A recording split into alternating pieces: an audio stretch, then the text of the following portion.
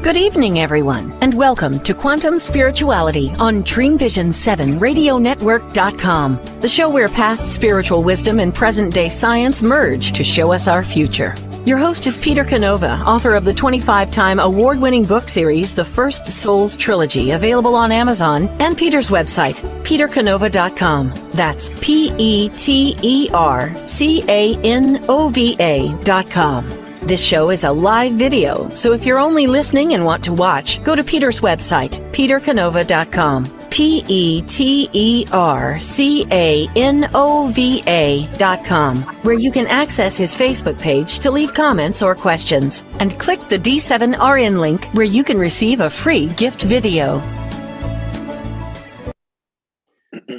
And we're live. Good morning, everybody, especially to you early risers out there in the West Coast. This is Quantum Spirituality on DreamVision7Radio.com. I'm your host, Peter Canova, author of the First Souls Trilogy, which is available on my website, petercanova.com. That's PeterCanova.com.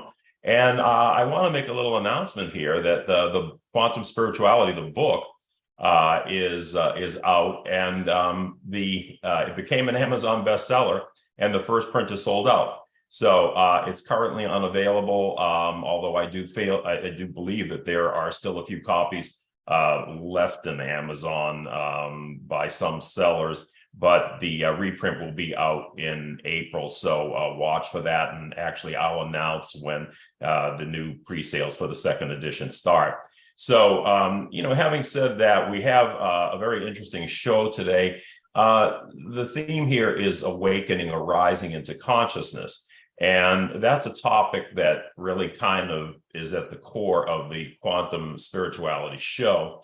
And our three guests, it's very interesting. They all come from traditional Christian backgrounds, but they experienced a transformation of consciousness that often came at a great personal cost to them, given the culture in which they were raised. So we have Rev Jon Scott.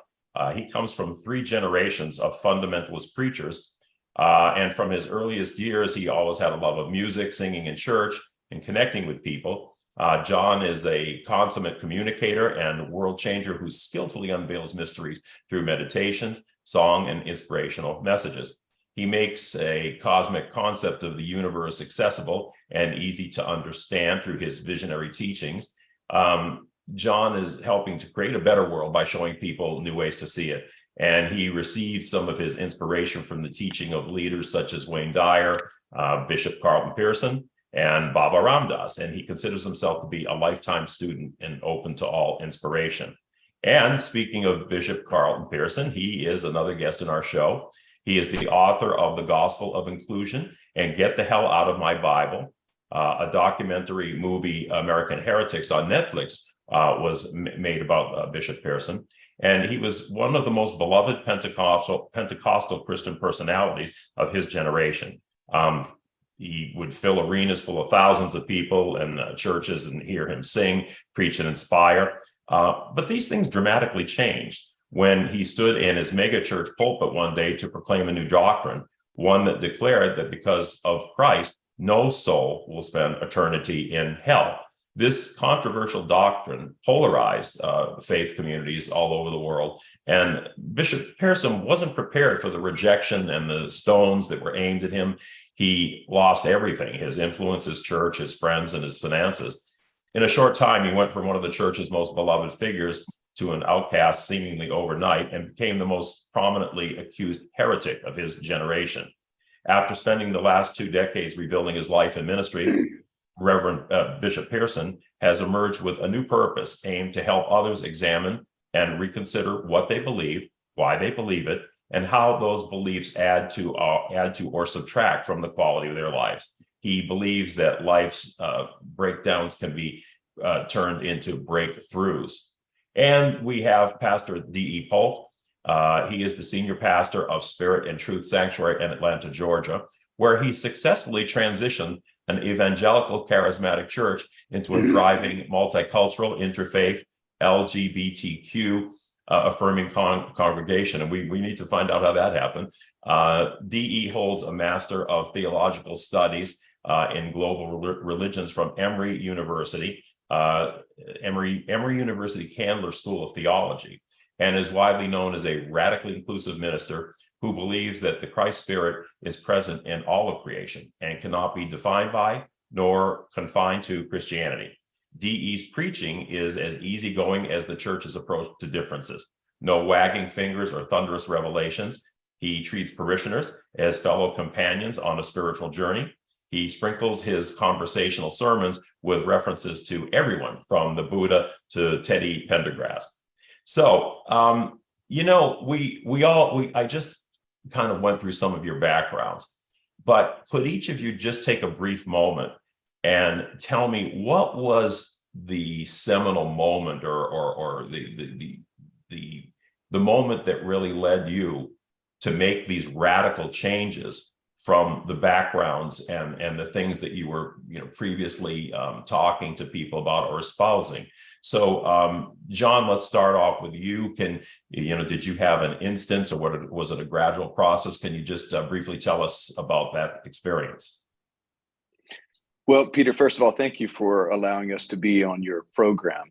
Thank you for letting us participate in your quantum spirituality. All of us here have a deep appreciation for science and the connection that it has with spirituality. In answer to the question, I was raised 3 or 4 generations, Pentecostals, evangelical, fundamental preachers. And so at 14 years old, I started preaching, doing youth revivals and youth lock-ins, and anywhere they would let me scream and holler and do my thing that I really believed was my calling.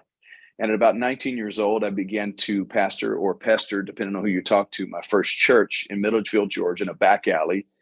We had about 6 people. We were right next door to a bar. I remember actually helping people up off of our steps some Sundays after a really long night in a college town. I found out real quick you had to have more than 5 sermons. You had to figure out how to preach or share with people every single week. And for us, we were Sunday morning, Sunday night, Wednesday night.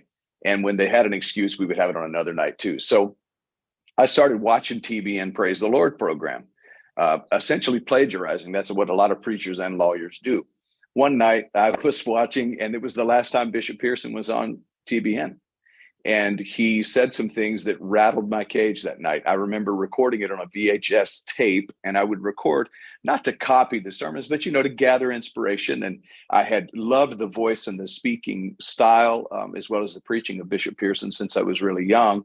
And that particular night, he pointed at the camera and he said, "Behold the Lamb of God who takes away the sin of the world."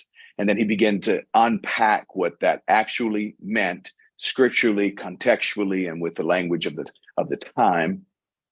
And it rattled my whole life. So that's what I see as a pivotal moment for me. In fact, I was so rattled, Peter, I had to take the tape out and throw it across the room because I was scared of it. I was like, you can't say those things, because he was talking about something that I had been taught was sinful and deceptive. For about 2 weeks, I walked past the tape till I finally put it in. And I watched it until you couldn't even see it anymore. You see fuzz on the screens. So that for me was a pivotal point, to hear a voice of reason in my world of chaos. And it shifted things for me. My shift hit the fan and got flung everywhere. Now I call it my holy shift. That's really interesting. So let's talk to the gentleman who helped change the course of your life. Bishop Pearson, can you tell us what was your defining moment that caused you to take this radical step that cost you so much personally? Thank you. We're all 3. These are 2 of my favorite human beings on the planet. So I'm crazy about these young gentlemen who are brilliant and spiritual.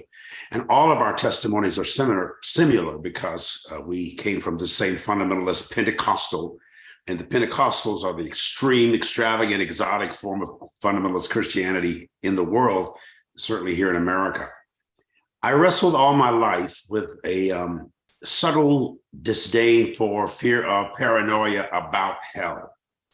I'm a 4th generation classical Pentecostal preacher, and all I've ever known was this exotic, embracing, emotional, devotional, and always that emotional spirituality.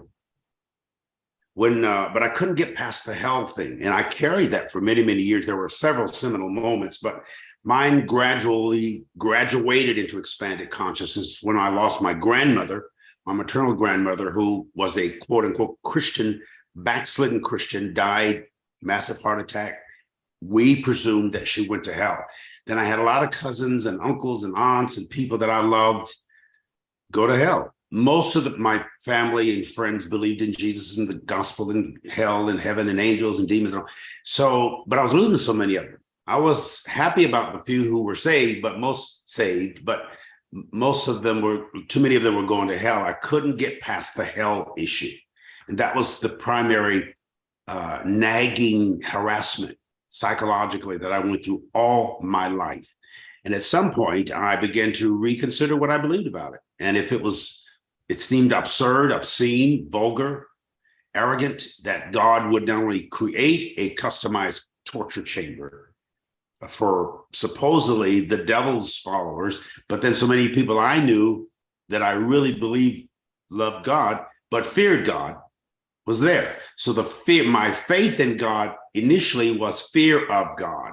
And I got confused about did I have more faith in faith or more faith in fear or more faith in God? And I found out they were all the same thing because of the way I was maligned in my thinking. So I wrestled with the fear factor for all my life till I was around 50. I started speaking out about it. And that's some of the things that Jonathan. Well, I find that really interesting because even though, one might say your case of wrestling with that fear, was a little bit on the extreme side. I think almost all Christians, look, I can remember as a kid, I used to have a little statue of the Virgin Mary on the mantelpiece of the fireplace in my room. And I remember how many times that I prayed because I thought I did something bad. And, I was trying to get forgiveness and everything else. And, that fear-based religion primarily comes from the Old Testament, because if you understand the New Testament, Jesus was preaching a message of love, not a message of fear. And interestingly enough, the Gnostics, who we talk a lot about on this show, recognized a couple thousand years ago, they were basically saying the same thing. They're basically saying, the tribal God of Israel, that jealous, vengeful God, was really not the real God. Because if you believe that, you believe that you were a separate creation from God, rather than a part of God's essence projected, into another form. So when the Gnostics understood that, they really said, well, there really is no reason to fear God because we are God. We are parts of God. And albeit we may have limited perception for various reasons, this whole idea of being these separate creations rather than emanations of spirit, these little wind-up dolls left in this lunatic asylum down here to fend for ourselves. Once you understand and you really truly believe that you are part of the divine essence, it changes your perspective on things. So Pastor Paulk, could you please tell us a little bit about your personal experience in this regard?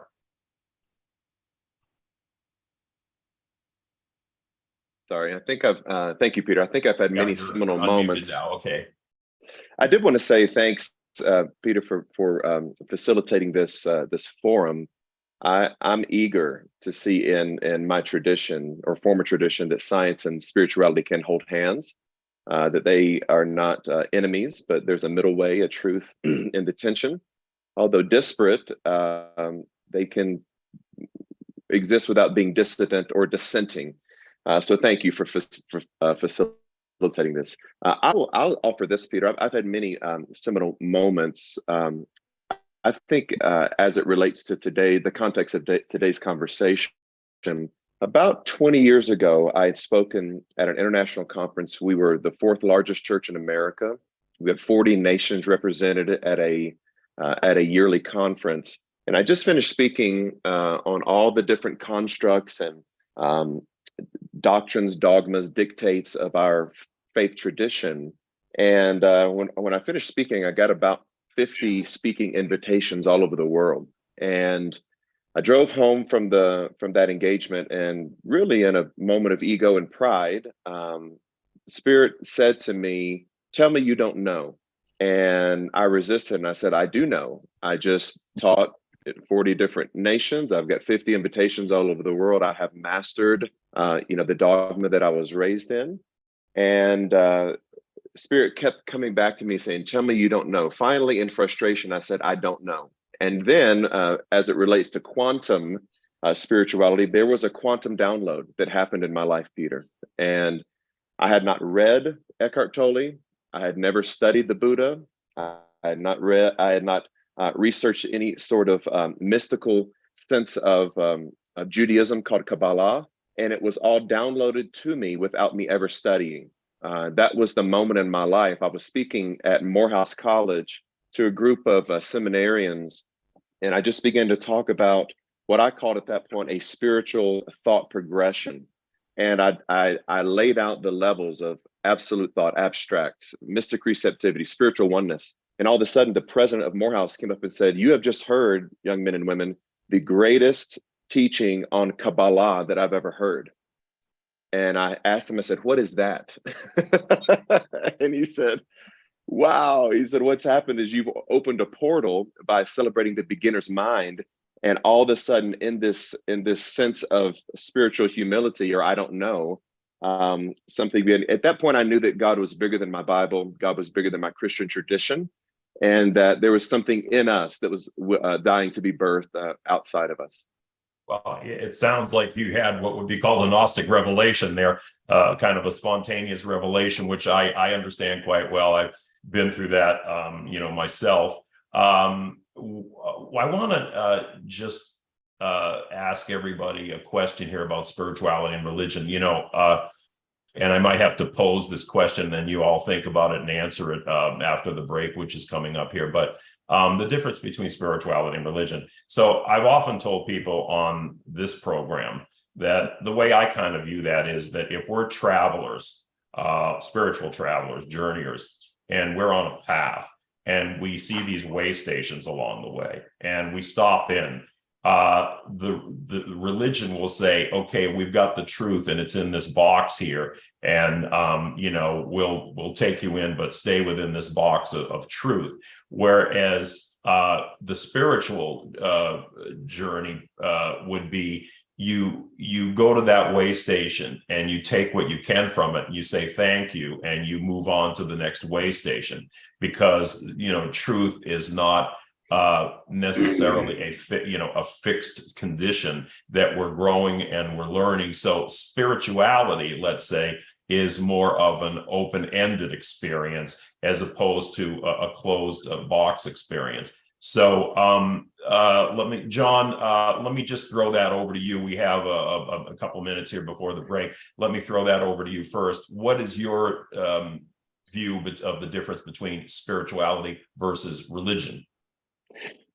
Well, if I had a photo, I would probably show you a photo of religion, and here's a goldfish inside of a small jar, and they're only going to grow to the extent of their environment. Spirituality is a bigger jar, but if you pan further out, I think even spirituality in some ways has become just a bigger bottle. Spacious consciousness is even bigger, and I assume that at some point we maybe would be able to confine it too. But that's the way I see religion, as something that defines and confines. Spirituality brings us into a level of freedom, but I think it also invites us into something even further than that, because spirituality is also a label. And so once we realize that there is no label, there is no way to define or to confine this thing that we're talking about, because we know it's not even a thing. Who knows, right? But spirituality and religion, I would say spirituality is an invitation into something much bigger than religion is. But I think also spirituality has a little bit of limitation as well. I know is a blind spot. I don't know just allows the question to bring us into the quest, and that's endless, spacious consciousness. Okay, Bishop Pearson, we have about 1 minute before the break here. Can you give us your quick take on this question? Religion is what you believe. Spirituality is what your soul and your cells know or remembers about some pre-incarnate reality that we were before we were incarcerated or incarnated in our bodies. Faith is for people who doubt, who don't know. When you know, you don't need faith. And spirituality is the truth that transcends faith and or belief. And so it's scientific, it's spiritual, and has a lot of artistry and grace connected to it. Okay, great. So We have to take a break here for a minute. This is Quantum Spirituality on dreamvision7radio.com. I'm your host, Peter Canova, and we'll be back shortly with our three guests to talk about growing into consciousness and growing into spirit.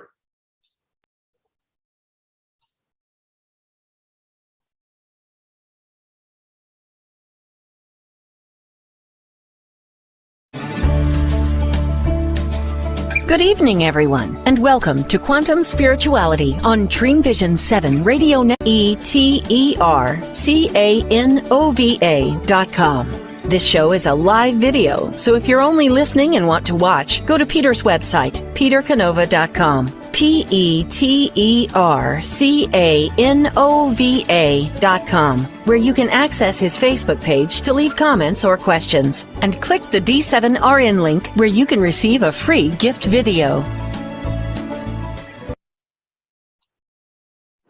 We're back. Wrong commercial played, but I'll fix that later.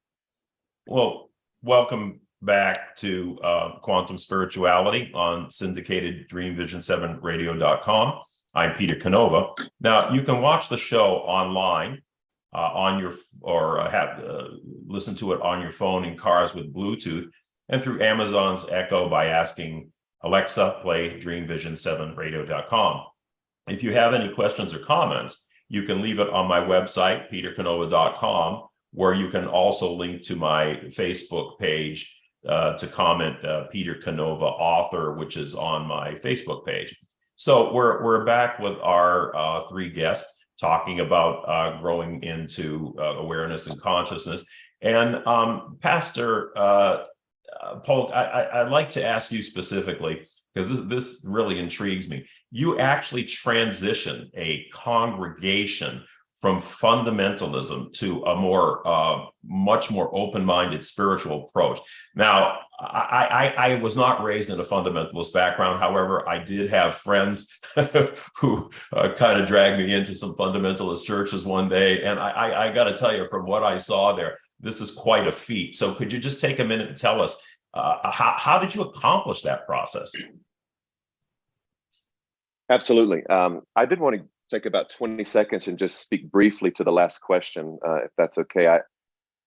Just a couple of little cliches that we use in my spiritual community. That is, religion tells you what to think. Spirituality teaches you how to think. Religion sets a plate of food in front of you and says, eat it. Spirituality hands you a menu and says, what works for you? And so the only question that really works in our spiritual community is it working for you? And so you really made my baby leap, Peter, when you talked about truth not being a fixed point. Ooh, I had a Holy Ghost shout come up on me. Truth is a journey, not a destination. We are being transitioned, transformed into that image as by the Spirit of God, from glory to glory, here a little, there a little, line upon line. We celebrate the beginner's mind, in Zen, the Zen Bardo space, emptiness in Buddhism. All right, so I had to get that in there. Thank you, Peter, for bringing us that question. So I'm a glutton for punishment. I live in the Bible Belt of the United States, and chose to transition an evangelical church into a gay-affirming, LGBTQ plus inclusive interfaith congregation. That process is it's kind of like cutting the grass, Peter. You cut it on Saturday, and then Thursday the grass is growing again. It requires constant maintenance, constant awareness of listening to the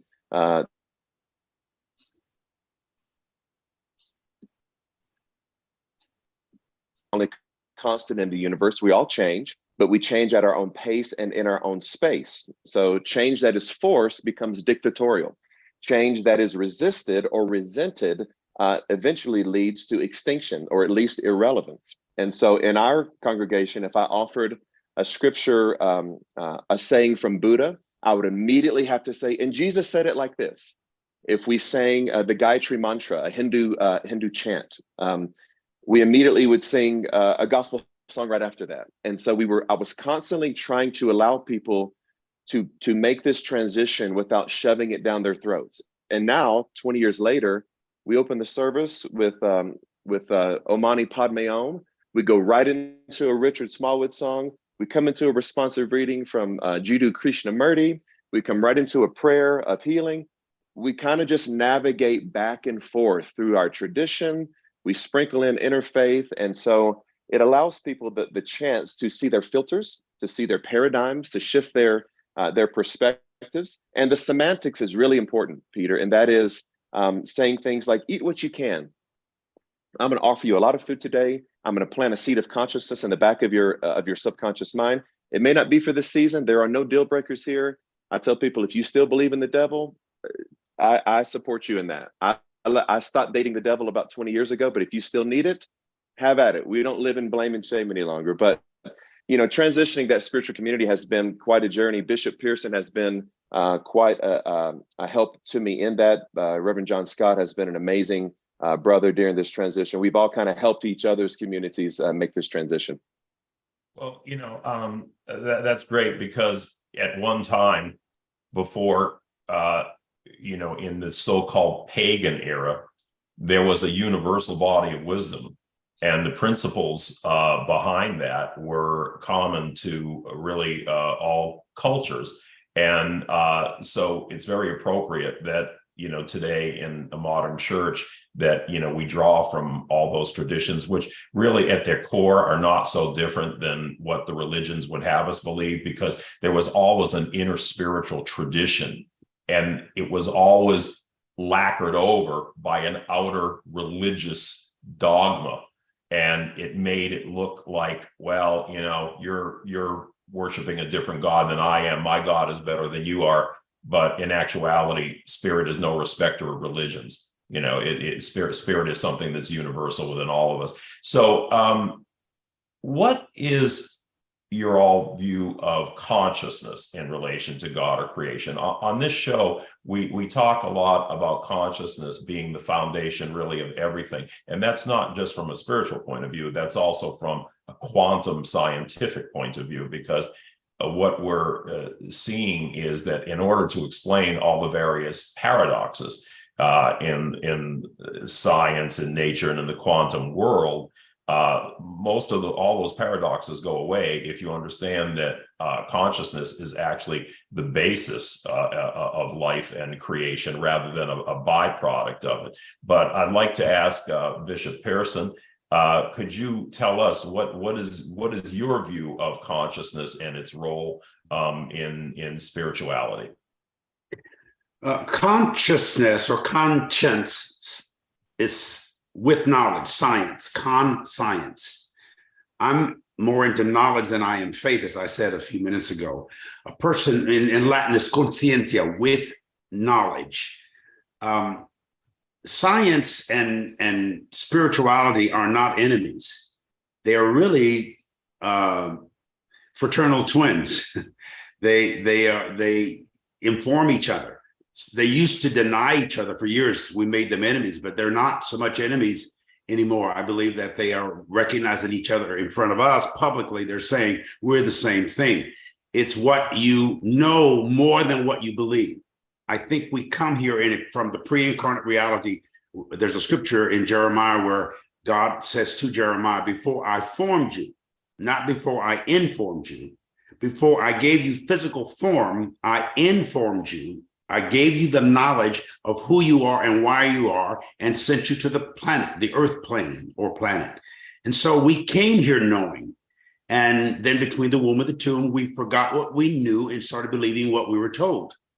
And then that's where we got screwed up, if I could use that terminology. We actually know the truth. We are the truth. We experience it in our essence, but there's so many things happening externally that it distracts us and really attracts us to something that feeds our base nature, which is fear. So science and consciousness, again, are something that we already are. We have a mind, we have a body, but we are spirit.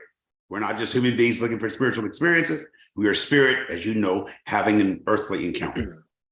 Yeah, I really concur with that. I mean, especially when you talk about faith and knowledge, that's a very interesting topic because, you know, if you go back to the ancient church, the Gnostics were really the first Christians. And the difference between them and the Orthodox Church was that they emphasized knowledge over faith, because faith is something that you take from a third party, in essence. And I liken it to, I always use this analogy.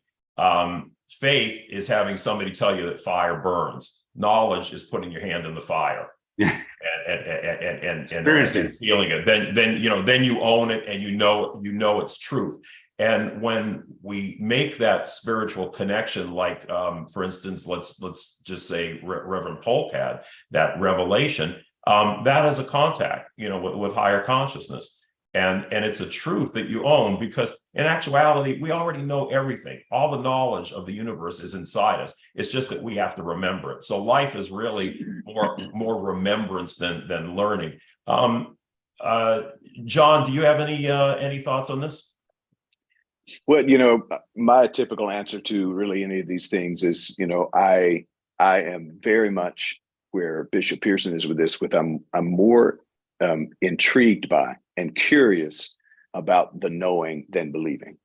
But as far as consciousness, here's what I think of when I think of consciousness. I think of consciousness as the energetic stream from the source that flows to us, through us, as us. And it is a part of our very nature. It's a part of our essence. It is who we are. And I love what you said. It's about remembering what the conditioning tends to dismember. It's about putting back together. To me, it's about the reconnection of heaven and earth. And this is what I think is dealt with when we deal, out of the East, we talk about chakras and the chakra system from the root to the crown. It's just about opening the stream again. It's not something we have to do. You don't become it. You just become aware of what you already are. And to me, that's how I live my life now. It's about awareness and surrender. I surrender to who I already am, instead of being held captive by who someone else told me to be. So consciousness for me is that it's just that strand of energy, that stream of energy that runs to us, through us, and as us. And we can stop showing up as the imposter, and we can become the apostle of our life, which is the one who is a special sent messenger calling forth the truth of who we are.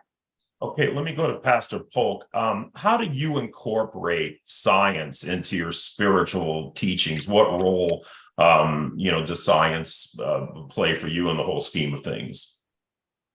There are so many laws of the universe that govern that type of consciousness. As growing up in a church that was very heavy into what we would call covenantal teaching, coming from Malachi chapter 3. Specifically about the tithe. If you robbed God of the tithe, you were cursed with a curse. And so in that framework, instead of, I'm actually answering, Peter, I'm answering questions in your chat while we're talking.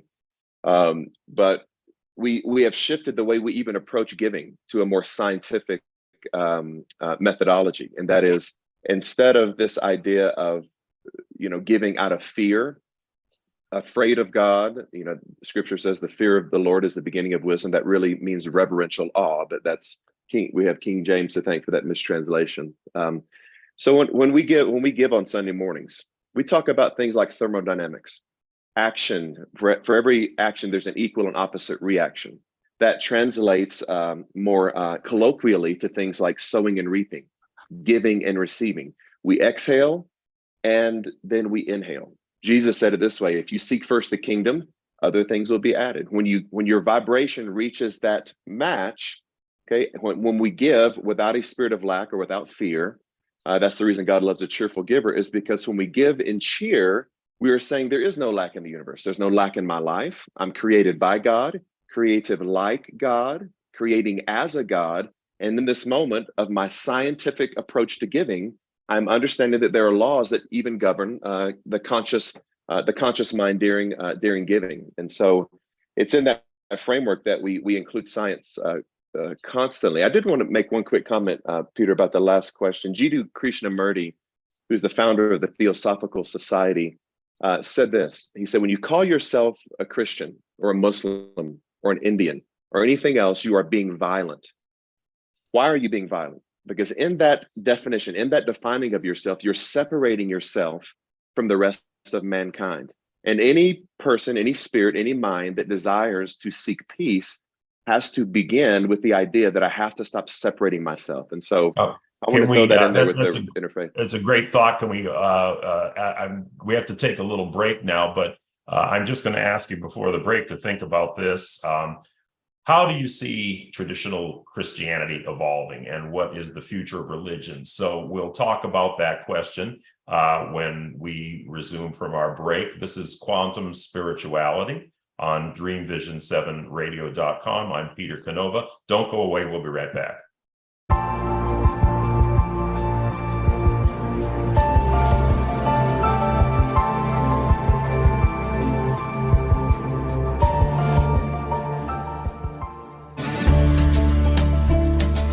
How did life start on Earth, and why is there so much suffering? Are we living in a simulated reality like the characters in the Matrix movie? Do parallel dimensions exist alongside ours, influencing our experience? What are the mysterious dark energies that penetrate our universe? Peter Canova folds space and time to bring the twin bookends of ancient wisdom and quantum science into a single focal point, answering these and many other deep mysteries of the creation. Quantum Spirituality can be heard every Tuesday at 10 a.m. and 10 p.m. Eastern and 7 a.m. and 7 p.m. Pacific on syndicated Dream Vision 7 radio network.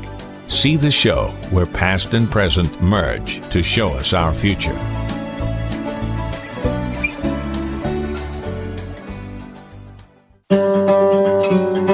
Darkest hours to brightest moments, transformation from despair to happiness, and chaos to clarity. Real people, real pain, real healing. Life-threatening illness, death, abusive relationships, divorce, and overcoming addiction are challenges these men and women faced head-on. See how they emerged stronger and happier. Buy the new book, Chaos to Clarity, Sacred Stories of Transformational Change by Reverend Patricia Caginello and Kathleen O'Keefe Canovas. Available on sacredstoriespublishing.com and worldwide through Amazon and other retailers. Why are we here? How can we be happy? Questions asked from millennials to boomers. Crappy to Happy, Sacred Stories of Transformational Joy answers them using true stories of grit, grace, and love. James Redfield, author of The Celestine Prophecy, wrote in the foreword, "This book is a seminar about emerging truths and offers grounded solutions through the art of the comeback." Dr. Bernie Siegel, a contributing author, wrote, "Bodies die, but spirits and consciousness survive and recycle."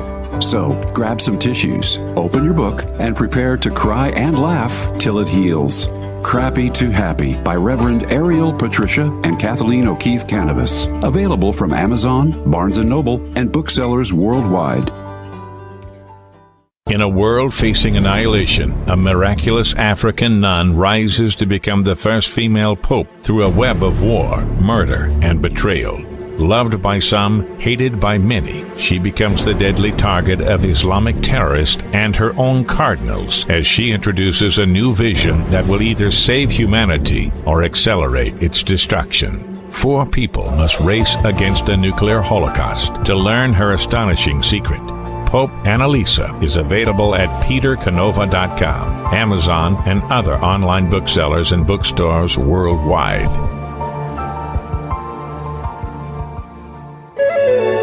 This is Dream Vision 7 Radio Network, uniting mankind with universal love. Our shows are created from the heart, bringing each listener to a place of divine enlightenment. Breathe, relax, and enjoy. Let life flow. And we're back. Welcome back to Quantum Spirituality. I'm Peter Canova. I just want to remind everybody the Quantum Spirituality book has been out, became instantly an Amazon bestseller. First edition is sold out. They're doing a reprint now, but you can go to Amazon, Simon & Schuster website, or any really of the websites where they sell books. And I believe there's still a few out there, maybe by third-party sellers, but watch for on Amazon and other sites. It'll be up soon for pre-orders for the second edition. So we're back with our three guests talking about awakening into consciousness. And before the break, I posed a question about where is Christianity evolving and what's the future of religion? Now, in my book, Pope Annalisa, which you probably just heard something of during the commercial break, I mentioned in there that the body, and I'm more familiar with the Catholic tradition than I am with the fundamentalist traditions, but it's mentioned in the book that the body is changing. The head is not trying to change. But if the body changes and the head doesn't, the head is going to die. So I do believe at some point in the future, we will see a female pope. I do believe that we will see female clergy in the Catholic Church, because in early Christianity, females were the leaders before the Roman Empire essentially corrupted what was called the way back then, the teachings of Jesus, which were not a religion, incidentally, but they were a spiritual approach to life. So anyway, my question to our guests is, where do you see Christianity evolving and what is the future of religion? Bishop, could you give us your thoughts on that? I don't think that Christianity will evolve as much as it will dissolve. I think in the next 50 to 100 years, religion as we've known it will begin to dissipate and ultimately disappear and not be repeated or repaired, but replaced by a different spiritual paradigm, a different modality that marries science, technology, mysticism, and or spirituality to a different God logic or theology. The logic of divinity will express itself because the human race as a species is being upgraded. I think the universe is clearing, cleansing, and correcting itself through clearing out. Global warming, all of this is a part of the cleansing. Religion being exposed the way it is in America, particularly, especially as it relates to white Christian nationalism. There's a difference in Christian whiteness and Christian witness. So I think the nationalism is exposing something in evangelical Christianity, which exposes to the world a creepy, dissolving reality that no longer is relevant. So I really expect some very exciting quantum leaps, if you will, and peeps into a broader consciousness. John, do you have any comments on this? Well, I think that Christianity, in some ways, over the last few years, has essentially been forced to evolve in some ways. And what I mean is there's a lot more ministers who really have a deeper understanding. What Bishop Pearson has been talking about for over 20 years, many of those ministers who are doing what they're doing, they know what he's been telling is the truth. But many of them have not felt like they can say it publicly. Some are starting to do that. And we're starting to see, I don't know if you call it a softer, but yeah, we can call it a softer. I call it Christian light. It's Christian light beer. You're starting to see a lot more of that, but then you see an uprising even over the last 5 or 6 years of people who are trying to drag it back to an old way of being. But Joel Osteen, I mean, I'll call him out by name, is really kind of more of a subtle new thought teacher than he is a Christian preacher. Andy Stanley in the Atlanta area with a large congregation, they're beginning to say some things that they were really afraid of years ago. Rob Bell helped to push this forward. Of course, he was essentially expelled and resigned from his church because of a lot of the controversy that was going on, because he felt like he didn't want to drag himself or his people through to a place they didn't want to go. Mm-hmm. I think Christianity has already evolved a little bit, but I agree with Bishop Pearson.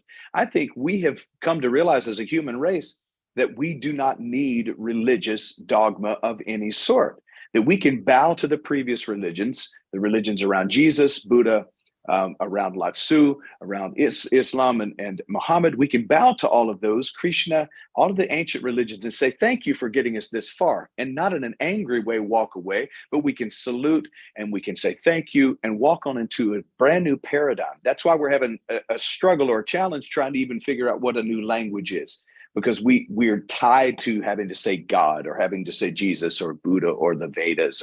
But I think we're coming into a new, broader paradigm than that. Well, you touch on something that that I have a question of, and it gets to the heart of, I guess, the mechanics of how you run a spiritual ministry. And I'm going to ask this question of Pastor Paulk, but being too dogmatic or creed oriented is stifling. But one of the reasons Orthodox Christianity prevailed over the far more spiritually advanced groups like the Gnostics was that they had a definable creed or principles they stood for, right or wrong. So even alternative churches like Unity or CSL are based on teachings of people like Holmes and Fillmore. And what central or coherent message, excuse me, we have my wife left her phone in here and we have a little interruption. She's wanting to be on the interview, no big deal. Yeah, apparently. So what central or coherent message can you use to attract people to an all-inclusive spiritual church without falling into, orthodox teachings of one figure or another? Being open-ended is good, but by the same token, having something that's definable to people and say, well, this is the reason I'm going to this, particular church. How do you strike that balance, Pastor Paulk? I think we offer a very loose framework. Blessed, one of my mentors used to say, blessed are the flexible, for they shall not be broken. One of the approaches in a spiritually diverse, progressive community of expanded consciousness is to instill what we would call spiritual practices. They're not dictates, they're not dogmas, because our own spiritual maturation process is in our own hands. And so, we need a spiritual practice of connection with the other high vibratory beings. We need to give to the place that is feeding or helping us to wake up. We need to believe in the vision of the local community. Those are kind of a loose structure that we have at my own community that seems to be working in some ways. But I think there is a radical shift, Peter, in that line of question that you offered to us. And this actually came up in your chat, in the live chat. And I answered that. And that is that the idea of mega church expression in a new thought spiritual dimension is not going to be the norm. Now I'm not bringing a lower vibration into this, but the motivations of fear, shame, enemy consciousness, sin, guilt, all of that, we don't have those motivators to build something large, because the people who are attracted to our communities are already somewhat self-sustaining. If they were not self-governing, they would not survive in a spiritual community that says there is no such thing as sin. You're creating your own reality. And so there are some growing pains. Hopefully we are headed toward reformation and not revolution.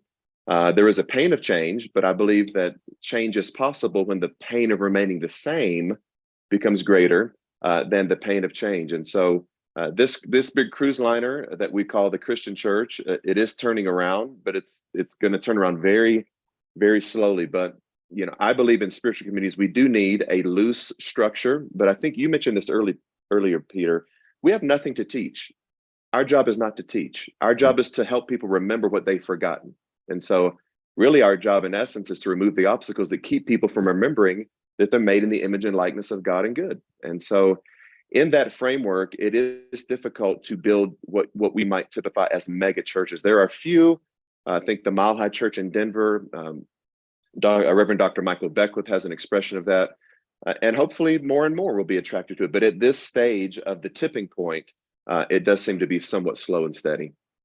John, now you're the pastor of a Unity Church in St. Petersburg, fairly new there. And what is your feeling about this? How do you strike that balance between the open-ended teachings, versus having some kind of something that core message that people can identify with? So and we are loosely associated with Unity. We're actually kind of almost really independent New Thought community. what Pastor Paulk said is true. There's a lot of people who gather around. In fact, it seems to be statistically easier to get people to gather around a common enemy than to gather around a common sort of goal or inspiration. You know what? Here's our motivation here, and I continue to tell our staff this, our board this: love, true, unconditional love is undeniable and irresistible. And let's just keep doing that. Let's just keep doing that. So that anything we're teaching, I'll say on any given Sunday, I said some things today passionately, and I really believe these things, and you don't have to believe any of it. And at first people are like, what the hell does he mean I don't have to believe? But anyway, he was so excited about it. Look, we are kind of a buffet. Pick up what you want. That's working for us. We're growing tremendously, quickly. People, I believe, are tired of being bamboozled. They're tired of dishonesty and a lack of authenticity. And if we show up not just saying that we're loved, but acting it, being it, choosing to walk in that consciousness, people know what's real. They can Google what isn't. So that's what we're doing. We're just presenting love. That's it. That's all I got. Now, I've done a lot of speaking in the past. And I know that when I step up on that stage, people tend to look at you as almost like a god or an authority on the subject that you're speaking about. And people do tend to fall into, I guess I would call it, spiritual laziness and follow personality or charismatic figures. In fact, when I get in the stage, often the first thing I say is, don't believe a damn thing I'm going to tell you, because I want them to become their own prophets or their own revelations, because that's really the end goal. The end goal really is to encourage people to do their own practice, to work themselves into a relationship with, you could call it God, consciousness, whatever it is, that force. How do we do that? Bishop, I'm going to pose the question to you. I mean, you've obviously been up on that stage in front of many thousands of people. How do you sort of transition the audience away from you and on to the message of what they can become, if you understand what I'm asking? I often say, excuse me, we spell words, but words also spell us or cast spells on us. A spell is an enchantment. It's where we get the whole idea of the Gregorian chant or the cantor in a synagogue. It's a repetition of something. The people fall under your spell. You've heard of a spellbinding speaker or sat spellbound. Whenever we teach or speak, if we have a certain charismatic, it is unavoidable that the people are under your spell temporarily. For the moment that you're standing before them, helping to not teach as much as remind them of what they already know but forgot, they're under a spell. And we say the same things repetitiously, because something about repetition is a form of faith. It causes people to resonate with what you're already reminding them of. So it's unavoidable. As long as you know that you're under a spell and casting that same spell or enchantment on that group, you're going to be okay. But if you forget that, that's where you have the problems. So be aware of it, and you don't have to apologize for it. Just know that you're literally the Latin word for hand is manus. You're manipulating the crowd. Even if it's just you and one person, like we're talking to thousands right now, we're manipulating. That's not a negative term. We're handling a subject, a delicate subject of consciousness, of spirituality, of esoteric remembrances. But when you get through, you're done. And you leave them with their own self, their own selves, their own soul, their own psyche, and go on. And Pastor Paulk, can you say a few words about this? It's interesting talking about mainstream teaching. There are some mainstream central, whether you call it theology or dictates or streams of consciousness that we hit every single Sunday, and that is that we are vibrational beings in a vibrational universe, that we're created by God, created like God, and co-creating with and as gods. And so really what that boils down to is that your own spiritual journey becomes something that you navigate for yourself. And so Repetition of those teachings is important. Hopefully they don't become dogmatic. As Bishop Pearson said to me one time, he was speaking in a lot of New Thought churches, and he said, I don't think they've had a new thought in the last 20 years. And so we don't want to be locked into just Ernest Holmes or the Fillmores or Eckhart Tolle or Deepak Chopra. These are wonderful guides, but we are fellow sojourners on this trip of awakening together. And so in that framework, we do offer people a flexible structure. And that's something I think that we can build around. I think there is a tipping point, Peter, that is happening. We see the failures of mega churches. I was a child watching one crumble. We see that building idols to men and women who stand in the pulpit does not work, because that keeps the idea of divinity limited to one person instead of the awakening that we are all divine and have divine nature. Those are things that are shifting, but they're shifting and sifting very slowly. I hope that we can be a voice of reason and rationality, and more than just a voice of revolution. And I think that's the platform that Spirit is providing for us in this season. Yeah, I think the common thread that I've heard here, and this is certainly how I think of myself with the work that I'm doing, is I try to always think of myself as a signpost rather than a destination along that spiritual path that we spoke about. And if we keep that mentality in ourselves, then we don't fall. Hopefully, we don't fall into that trap of adulation, which can easily happen when you're, in front of thousands of people all the time who kind of, look up to you or look to you for answers or whatever. And, we just have to keep reminding ourselves of that. So we're getting close to the end of our show here. I understand that there's a conference coming up, a Rising into Consciousness conference. John, can you tell us a little bit about that? I can. And to tag on to what you said, Peter, even after all of this time, the sun never says to the earth, you owe me. And so if we will be the same, we shine a bright light in people's life, and we can be that signpost instead of a destination. The Awakening Conference is something that we're doing here in St. Petersburg, Florida. You are all invited, and some of the folks who are on this show today are going to be a part of our guest speakers, bringing their light into that event. That is April the 20th through the 23rd. Here at St. Petersburg. It is First Unity Spiritual Campus, firstunity.org. FirstUnityEvents.com is the landing page for that event. Dr. Michael Beckwith's going to be with us, Dr. Lakara Foster. We're also going to have Maggie Alderman, who is the minister at Central Florida Unity in Orlando. She'll be joining us along with Bishop Pearson and Pastor D.E. Paulk. We're going to have a great musical expression on Saturday night. We're doing a cultural musical expression. It's going to be fantastic, with different cultures being represented, at least the 5 major world religions being celebrated in our space here, because we want to express our radical inclusion.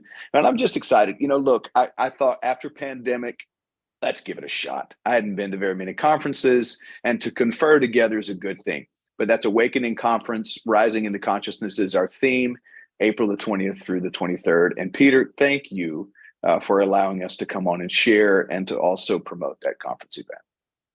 Yeah, well, I really encourage everybody, if you're in the area, or St. Petersburg's a great town. If you care to visit there and attend the conference, I'm sure it's going to be worthwhile for everybody. So, we pretty much come to the end of our show. I want to give a big thanks to our producer, Rachel, and to our 3 guests today. Please listen for new shows the first Tuesday of every month, Quantum Spirituality. This show will be archived on my Dream Vision 7 radio network page, which is accessible from my website, petercanova.com. That's PeterCanova.com. So until next time, remember, quantum spirituality is where the past and the present, where mysticism and science merge to show us our future. So long, everybody.